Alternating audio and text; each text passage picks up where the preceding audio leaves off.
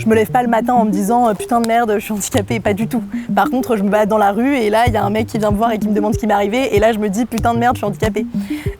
Donc enfin, c'était aussi ce truc de dire franchement, ça va, tout va bien.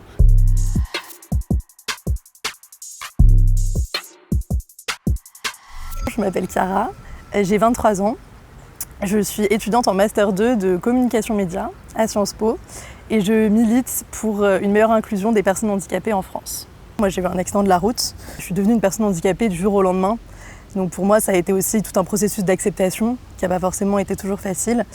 Le problème qui s'est posé, c'est que j'avais une image totalement erronée de ce que c'était. Et une image assez péjorative d'ailleurs, à laquelle j'avais pas du tout envie d'être associée. En 2008, les personnes handicapées, elles étaient encore totalement invisibilisées dans les médias. Donc il y avait très peu de contenu. Les seules images que j'avais, c'était peut-être le Téléthon à la télé ou des documentaires absolument tristes. J'en ai beaucoup souffert de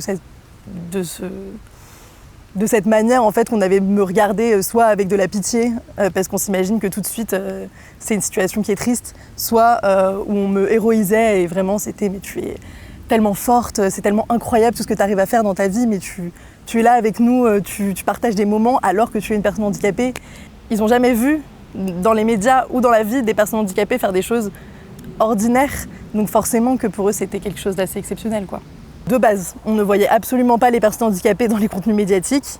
Ensuite, on a commencé à les voir dans joués par des personnes valides.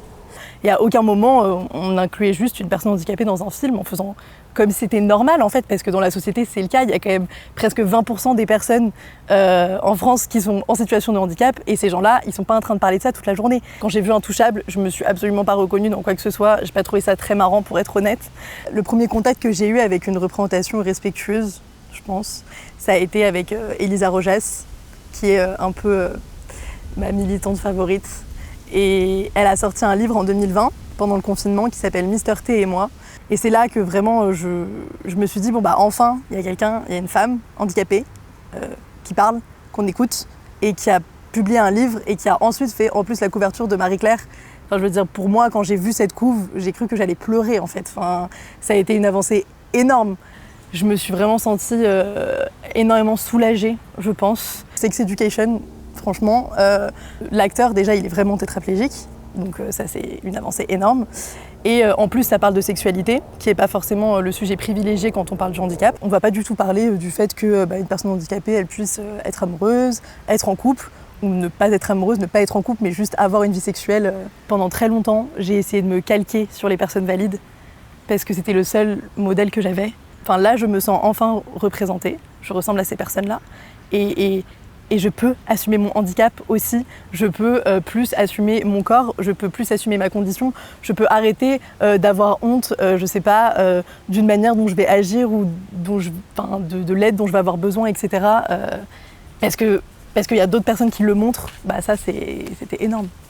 Donc voilà, pour moi, petit à petit, quand même, on commence à visibiliser ces gens-là. Mais c'est pas que dû aux médias traditionnels, c'est aussi grâce aux réseaux sociaux. Parce que c'est des personnes qui, d'elles-mêmes, ont décidé de se montrer.